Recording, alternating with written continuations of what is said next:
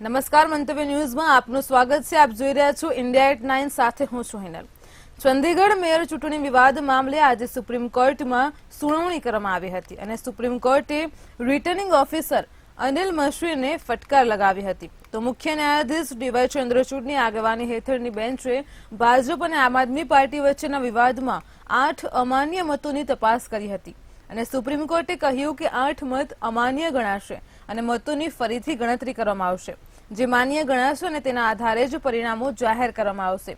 તો સુપ્રીમ કોર્ટમાં સોમવારે થયેલી સુનાવણીમાં રિટર્નિંગ ઓફિસરે અનિલ મશરીએ કબૂલાત કરી હતી કે તેમણે જ બેલેટ પેપર પર ક્રોસના નિશાન લગાવ્યા હતા અને રિટર્નિંગ ઓફિસરની પૂછપરછ કર્યા બાદ કોર્ટે મતગણતરીનો વિડીયો અને ચૂંટણી સંબંધિત તમામ દસ્તાવેજો મંગાવ્યા હતા અને જે કોર્ટ રૂમમાં પહોંચ્યા હતા। તો રિટર્નિંગ ઓફિસરના વિડીયો અને બેલેટ પેપર પણ કોર્ટ રૂમમાં જમા કરવામાં આવ્યા હતા।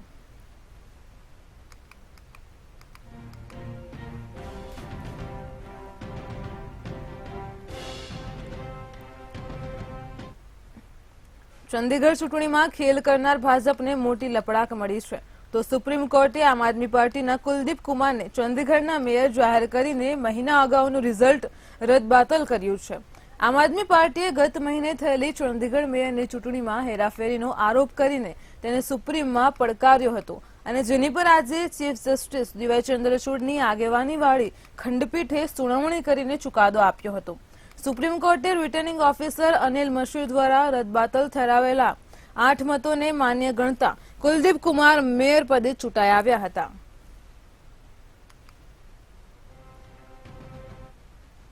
मामला जब सुप्रीम कोर्ट में गया तो सुप्रीम कोर्ट ने बहुत जल्दी सुनवाई करके और आज जो पूरा जो प्रोसेस भी था, किस तरह से माननीय सुप्रीम कोर्ट ने सारे बैलेट पेपर मंगाए अपने पास, बैलेट पेपर खुद देखे और आज रिजल्ट डिक्लेयर कर दिया। ये मुझे लगता है कि भारतीय इतिहास के अंदर शायद पहली बार हुआ है।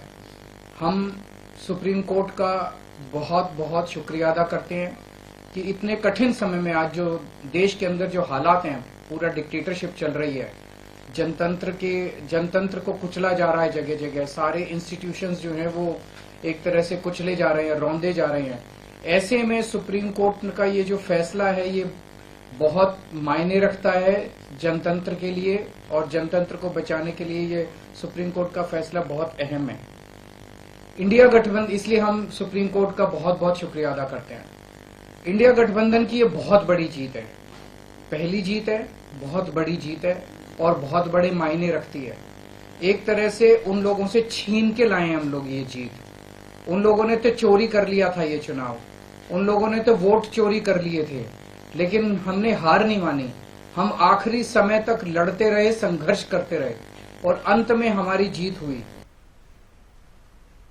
વડાપ્રધાન નરેન્દ્ર મોદી આજે જમ્મુની મુલાકાતે છે અને અહીં તેમણે શિક્ષણ, રેલવે, ઉડ્ડયન અને માર્ગ ક્ષેત્રો સહિત રૂપિયા 30,500 કરોડના અનેક વિકાસ પરિયોજનાઓની શરૂઆત કરી છે। વડાપ્રધાન મોદીએ રૂપિયા 13,375 કરોડના મૂલ્યના અનેક પ્રોજેક્ટનું ઉદ્ઘાટન અને શિલાન્યાસ કર્યું હતું। વડાપ્રધાને આઈઆઈએમ જમ્મુ, આઈઆઈએમ બોધગયા અને આઈઆઈએમ વિશાખાપટ્ટનમ અને 3 આઈઆઈટી અને સમગ્ર દેશમાં કેન્દ્રીય વિદ્યાલય માટે 20 નવા ભવન અને 13 નવી નવોદય વિદ્યાલય ભવનનું પણ ઉદ્ઘાટન કર્યું હતું। આ દરમિયાન વડાપ્રધાન મોદીએ પોતાના સંબોધનમાં કહ્યું છે કે હવે અમે વિકસિત જમ્મુ કાશ્મીર માટે પ્રતિજ્ઞા લીધી છે। મને તમારા ઉપર વિશ્વાસ છે કે અમે જમ્મુ કાશ્મીરને વિકસિત બનાવીશું, તમારા છેલ્લા 70 વર્ષથી અધૂરા સપના પૂરા કરીશું।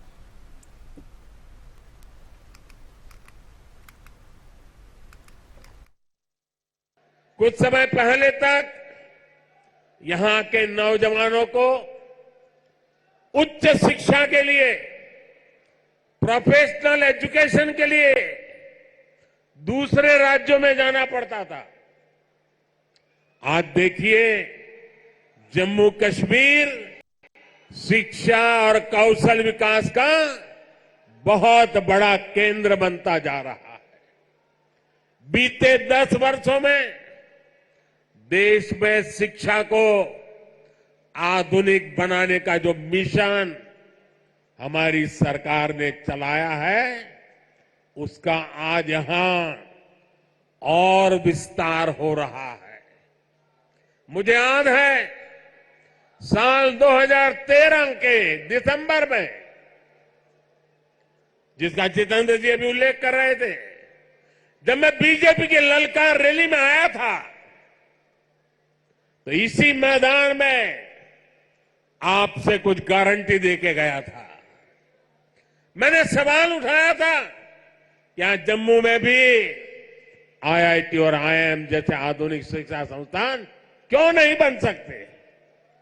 वो वायदे हमने पूरे करके दिखाए। પશ્ચિમ બંગાળના મુખ્યમંત્રી મમતા બેનર્જીએ મોદી સરકાર પર મોટો આરોપ લગાવતા કહ્યું હતું કે લોકસભા ચૂંટણી પહેલા બંગાળના લોકોના આધાર કાર્ડને નિષ્ક્રિય કરી દેવામાં આવ્યા છે અને જેથી તેઓને સરકારી યોજનાઓનો લાભ ન મળે। જો કે ઉડીઆઈ દ્વારા આ આરોપોને સંપૂર્ણ રીતે નકારી કાઢવામાં આવ્યા હતા। અહીં યુઆઈડીઆઈએ મમતા બેનર્જીના આરોપોનો જવાબ પણ આપ્યો છે। યુનિક આઈડેન્ટિફિકેશન ઓથોરિટી ઓફ ઇન્ડિયાએ સોમવારે જણાવ્યું હતું કે આધાર ડેટાબેઝ અપડેટ રાખવા માટે આધાર નંબર ધારકોને સમયે સમયે સૂચનાઓ આપવામાં આવતી હોય છે, પરંતુ કોઈ નંબર રદ કરવામાં આવ્યો નથી। અહીં યુડીઆઈનું આ નિવેદન પશ્ચિમ બંગાળના મુખ્યમંત્રી મમતા બેનર્જીના આરોપો બાદ આવ્યું છે। તો સીએમ મમતાએ કહ્યું હતું કે કેન્દ્ર સરકારે લોકસભાની ચૂંટણી પહેલા રાજ્યમાં લોકોના આધાર કાર્ડને નિષ્ક્રિય કરી દીધા છે અને જેથી તેઓને વિવિધ સામાજિક કલ્યાણ યોજનાઓનો લાભ મળે નહીં।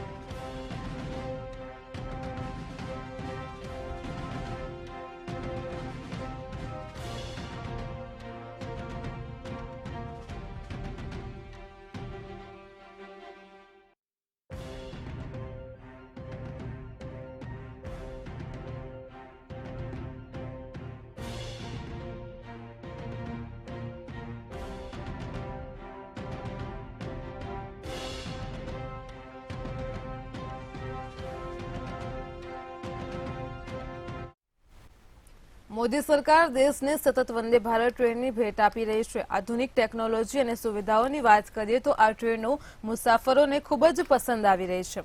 વંદે ભારતમાં મુસાફરોને નાસ્તો, લંચ અને ડિનરની સુવિધા પણ આપવામાં આવે છે, જો કે આ માટે અલગથી ચાર્જ ચૂકવવો પડે છે। સોશિયલ મીડિયા ઉપર એક યુઝરે વંદે ભારતમાં ઉપલબ્ધ ફૂડની તસવીર પણ પોસ્ટ કરી છે, જે ઝડપથી વાયરલ થઈ રહી છે। આ પોસ્ટ પર યુઝર્સ ફની કમેન્ટ્સ પણ કરી રહ્યા છે। કપિલ નામના યુઝરે લખ્યું કે આવી હેલ્ધી ફૂડ આપવા બદલ અશ્વિની વૈષ્ણવીજીનો આભાર। તેમાં ન તો તેલ છે કે ન તો મસાલો। આ કેપ્શનની સાથે યુઝરે તસવીર પણ પોસ્ટ કરી છે। તો વાસ્તવમાં યુઝરે આ ફૂડ પર તોણો માર્યો હતો અને ઘણા લોકોએ એવું પણ પૂછ્યું છે કે શું તે ફૂડના વખાણ કરી રહ્યો છે કે તેના ઉપર ખેદ વ્યક્ત કરી રહ્યો છે।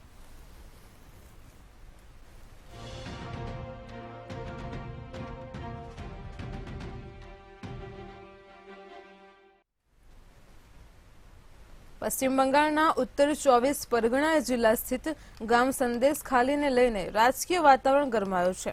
આ મામલે શાસક પક્ષ અને વિપક્ષ એ સતત એકબીજા ઉપર આરોપ પ્રત્યારોપ લગાવી રહ્યા છે। આ દરમિયાન કોલકાતા હાઈકોર્ટની પરવાનગી મળ્યા પછી બીજેપી નેતા સુવેન્દુ અધિકારી અને અન્ય પક્ષના નેતાઓ એ હિંસાગ્રસ્ત વિસ્તારની મુલાકાત માટે રવાના થયા છે। તો કોર્ટના નિર્ણય બાદ સુવેન્દુ અને શંકર ઘોષ સંદેશ ખાલી જવા રવાના થયા છે। તો અગાઉ પણ પોલીસે તેમને અધવચ્ચે જ અટકાવી દીધા હતા અને જેના વિરોધમાં તેઓ રસ્તા ઉપર જ ધરણા પર બેસી ગયા હતા।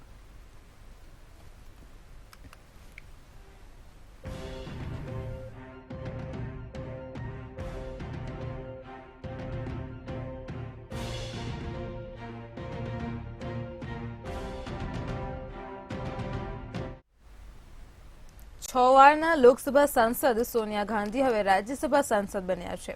તો મંગળવારે રાજસ્થાનમાંથી સોનિયા ગાંધી બિનહરીફ ચૂંટાઈ આવ્યા હતા।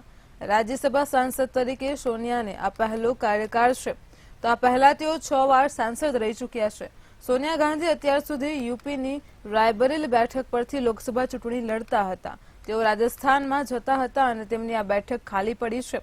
તો રાજનીતિમાં ચર્ચા છે કે પ્રિયંકા ગાંધીને રાયબરેલી બેઠક પરથી ચૂંટણી લડાવવાનો કોંગ્રેસનો પ્લાન છે, એટલે સોનિયા ગાંધીએ આ બેઠક ખાલી કરી હતી। તો રાજસ્થાન ભારતમાંથી ચુન્નીલાલ ગરાસિયા અને મદન રાઠોડની પણ જીત થઈ છે।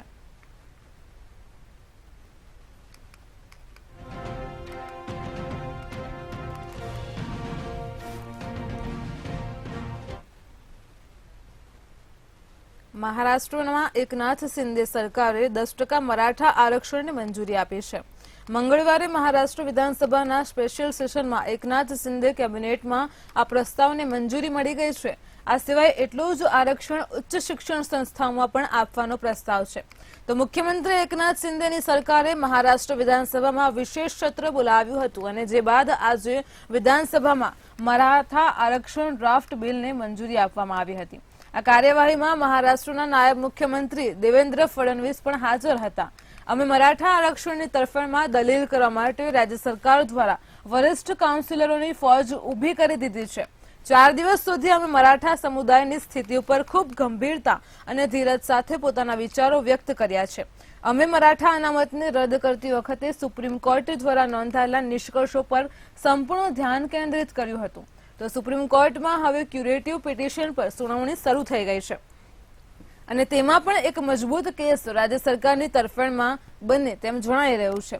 તો મને વિશ્વાસ છે કે સફળતા મળશે.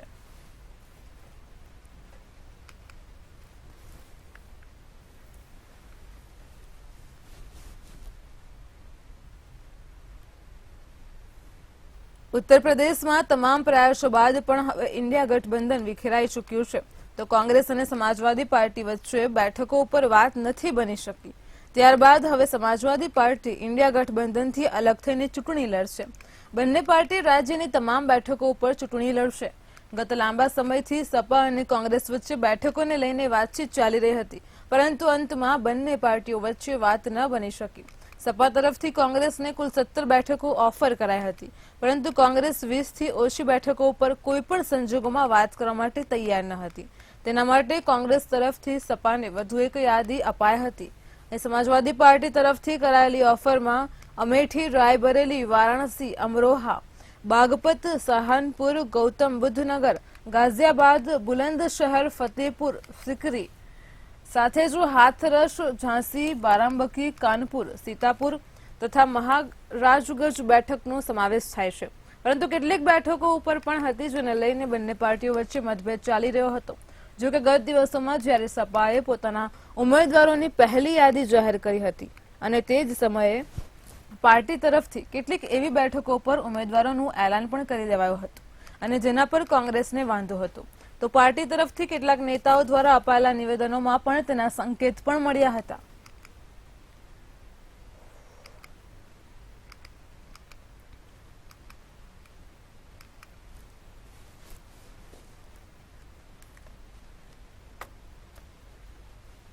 પંજાબ અને હરિયાણાના ખેડૂતો દિલ્હી કૂચ કરવા માટે શંભુ બોર્ડર પર અડગ છે.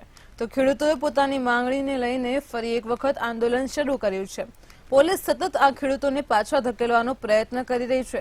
આવી સ્થિતિમાં કોંગ્રેસે ખેડૂતોની માંગણીઓનું સમર્થન કર્યું છે. કોંગ્રેસ નેતા રાહુલ ગાંધીએ કહ્યું છે કે એમએસપી ગેરંટીથી ભારતનો ખેડૂત બજેટ પર બોજ નહીં પરંતુ જીડીપી ગ્રોથનો સૂત્રધાર બનશે. રાહુલ ગાંધીએ સોશિયલ મીડિયા પ્લેટફોર્મ પર દાવો કર્યો છે કે જ્યારથી કોંગ્રેસે એમએસપીની કાયદાકીય ગેરંટી આપવાનો સંકલ્પ લીધો છે ત્યારથી મોદીના પ્રચાર તંત્ર અને મિત્ર મીડિયાએ એમએસપી પર જૂઠની ઝંડી લગાવી દીધી છે. તેમણે આગળ કહ્યું છે કે આ ખોટું છે કે ભારત સરકારના બજેટમાં એમએસપીની કાયદાકીય ગેરંટી આપવી શક્ય નથી. પરંતુ સત્ય એ છે કે CRISIL પ્રમાણે 2023-24માં ખેડૂતોને એમએસપી આપવાથી સરકાર પર 21,000 કરોડ રૂપિયાનો વધારાનો બોજ આવશે અને જે કુલ બજેટના માત્ર 0.4% છે.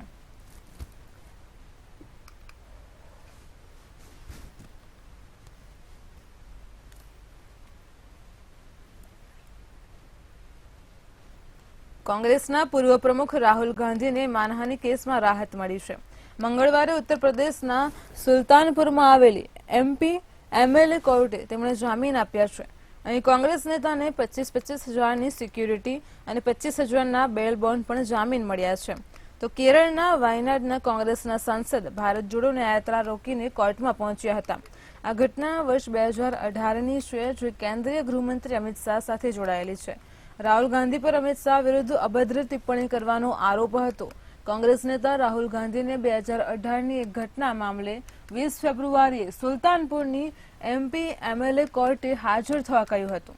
તો રાહુલ ગાંધીએ 2018માં બેંગલુરુમાં કેન્દ્રીય ગૃહમંત્રી અમિત શાહ વિરુદ્ધ આપત્તિજનક ટિપ્પણી કરી હતી અને તે સમયે ભાજપના જિલ્લા ઉપાધ્યક્ષ વિજય મિશ્રાએ રાહુલ ગાંધી વિરુદ્ધ ફરિયાદ નોંધાવી હતી.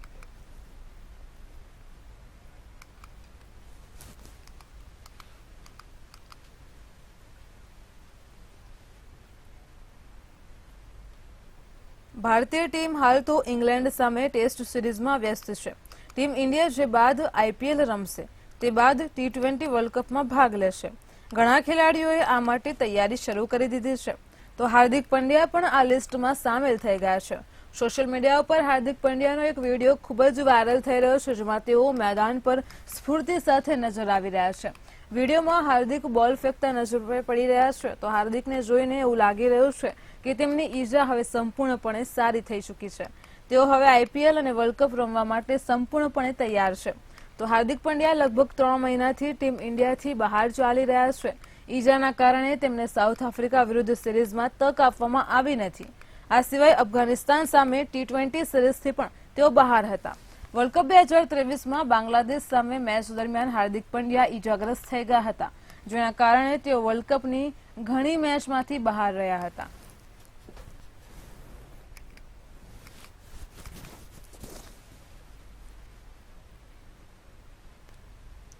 એન્ટરટેનમેન્ટ ઇન્ડસ્ટ્રીમાંથી એક શોકિંગ અને દુઃખદ સમાચાર સામે આવ્યા છે. ટીવી અને ફિલ્મોના જાણીતા અભિનેતા ઋતુરાજ સિંહનું નિધન થયું છે. 60 વર્ષની ઉંમરે એમને દુનિયાને અલવિદા કહી દીધું છે. કહેવામાં આવી રહ્યું છે કે ઋતુરાજનું મોત કાર્ડિયાક અરેસ્ટના કારણે થયું હતું. અભિનેતાના મૃત્યુના સમાચારની પુષ્ટિ તેના મિત્રએ પણ કરી છે. ઋતુરાજ છેલ્લા સિદ્ધાર્થ મલ્હોત્રાની વેબ સિરીઝ ઇન્ડિયન પોલીસ ફોર્સમાં જોવા મળ્યા હતા.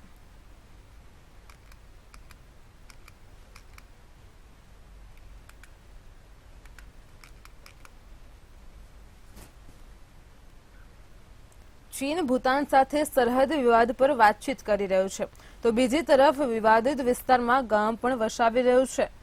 તો હોંગકોંગના સાઉથ ચાઇના મોર્નિંગ પોસ્ટમાં દાવો કરવામાં આવ્યો છે કે ચીને ભૂતાન સરહદ પર 3 ગામ વસાવ્યા છે.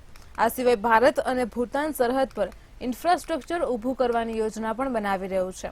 તો ચીનની આવી હરકતોને કારણે જ ભારત સાથે તેના સંબંધ બગડ્યા છે. 2017માં ચીને સિલિગુડી કોરિડોર પાસે ડોકલામમાં રોડ બનાવવાનો પ્રયાસ કર્યો હતો અને તે બાદ ભારત સાથે ટકરાવ પણ વધી ગયો હતો. તો ભારતના દબાણને કારણે તેને પોતાનો પ્લાન કેન્સલ કરવો પડ્યો હતો. રિપોર્ટમાં ચીની કમ્યુનિસ્ટ પાર્ટીના અધિકારીઓના હવાલાથી કહેવામાં આવ્યું છે કે ભૂતાન સરહદ પર કરવામાં આવી રહેલો વિસ્તાર એક ગરીબી નાબૂદી માટે શરૂ કરવામાં આવ્યો છે.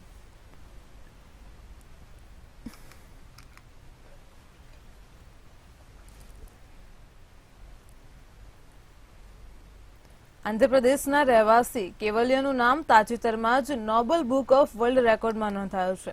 તમને સવાલ થશે કે માત્ર 4 વર્ષની આ બાળકીએ એવું શું કરી દીધું છે કે તેનું નામ નોબેલ બુક ઓફ વર્લ્ડ રેકોર્ડમાં નોંધાઈ ગયું. આંધ્રપ્રદેશના રહેવાસી રમેશ અને હેમાની દીકરી કેવલ્યામાં ખાસ ટેલેન્ટ છે.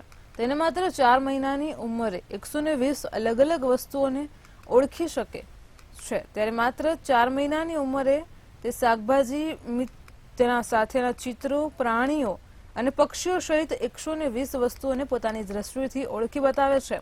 આ ટેલેન્ટને કારણે તેની સર્વત્ર પ્રશંસા થઈ રહી છે. કેવલ્યને નોબેલ વર્લ્ડ રેકોર્ડ દ્વારા પ્રમાણપત્ર પણ આપવામાં આવ્યું છે.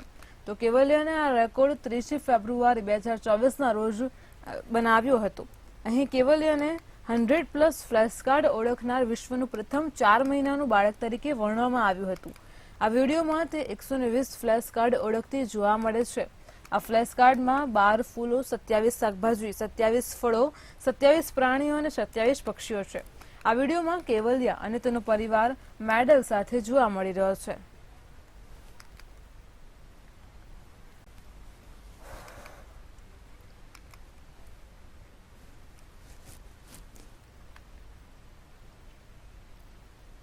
ધોરણ 10 અને 12માં અભ્યાસ કરતા વિદ્યાર્થીઓ માટે મોટા સમાચાર સામે આવી રહ્યા છે.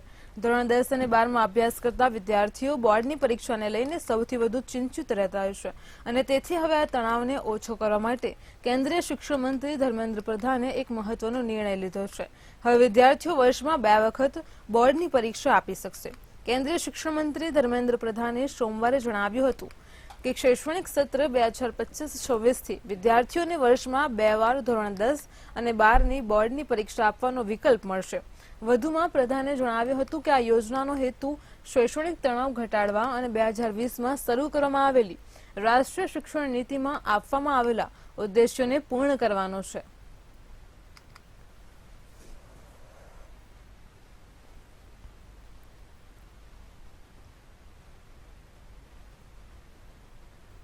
અમેરિકાના ટેક્સાસ સ્ટેટના ફોર્ટ વર્થ પ્રાણી સંગ્રહાલયમાં સિઝેરિયન દ્વારા પ્રીમેચ્યોર ગોરિલાને જન્મ આપ્યો છે. તો ફોર્ટ વર્થ ઝૂએ જણાવ્યું હતું કે બેબી ગોરિલાને તેની માતા સેકાનીમાં પ્રિક્લેમ્સિયાના લક્ષણો દેખાયા હતા.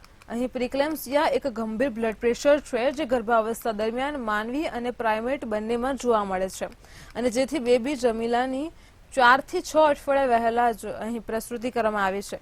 તો 5મી જાન્યુઆરીએ ટેક્સાસના ફોર્ટ વર્થ ઝૂ ખાતે પ્રાણી સંગ્રહાલયના ઇતિહાસમાં પ્રથમ વખત ઇમરજન્સી સી સેક્શન દ્વારા બેબી ગોરિલાનો જન્મ થયો હતો.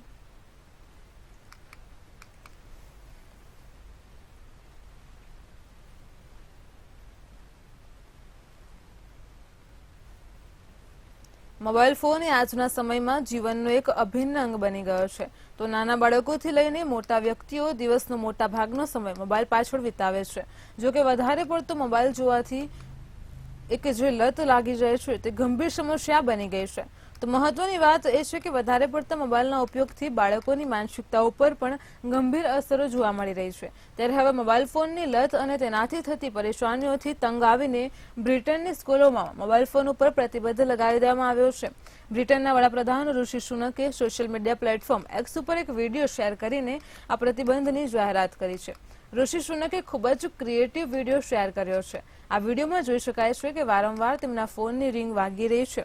ઋષિ સુનકે વિડીયોના માધ્યમથી એ દેખાડવાનો પ્રયત્ન કર્યો છે કે મોબાઈલ ફોનના કારણે ક્લાસરૂમમાં કેટલીક પ્રકારની મુશ્કેલીઓ થઈ હોતી છે.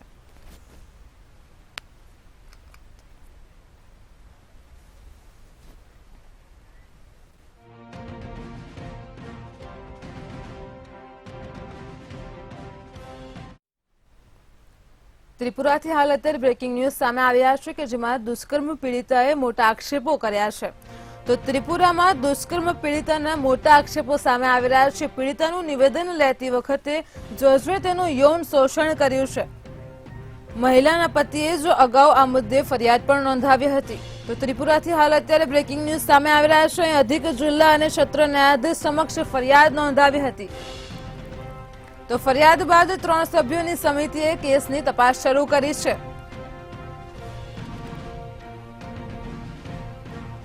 અહીં હાઈકોર્ટમાં રજિસ્ટ્રાર જનરલ વિશ્વજીત પાંડે દ્વારા નોટિફિકેશન પણ જારી કરવામાં આવ્યા છે. આરોપી મેજિસ્ટ્રેટને અગરતલા હાઈકોર્ટમાં ટ્રાન્સફર કરાયો છે. તો પીડિતાનું નિવેદન લેતી વખતે જજે કર્યું છે યૌન શોષણ. અહીં મહિલાના પતિએ અગાઉ પણ ફરિયાદ નોંધાવી હતી. તો અધિક જિલ્લા અને સત્ર ન્યાયાધીશ સમક્ષ પણ ફરિયાદ નોંધાવી હોવાની માહિતી સામે આવી રહી છે. હાલ તો અત્યારે ત્રિપુરામાં એક દુષ્કર્મ પીડિતાના મોટા આક્ષેપો સામે આવી રહ્યા છે.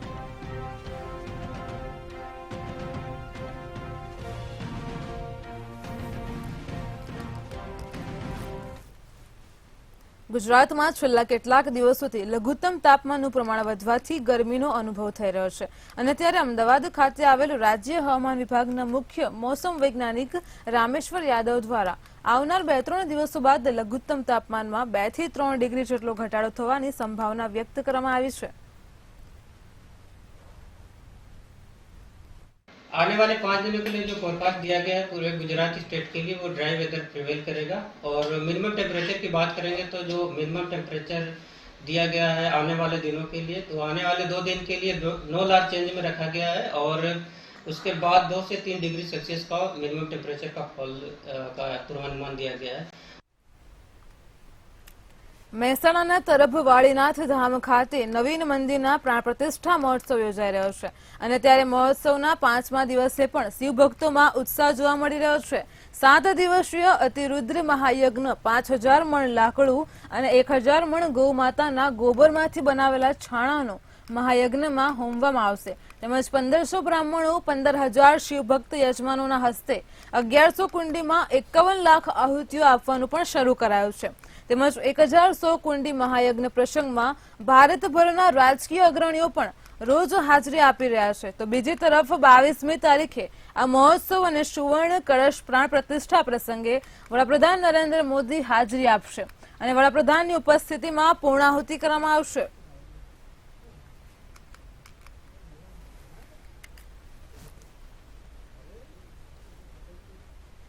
India@9 માં હાલ આટલું જ. પડે પડની અપડેટ માટે જોતા રહો મંતવ્ય ન્યૂઝ. નમસ્કાર.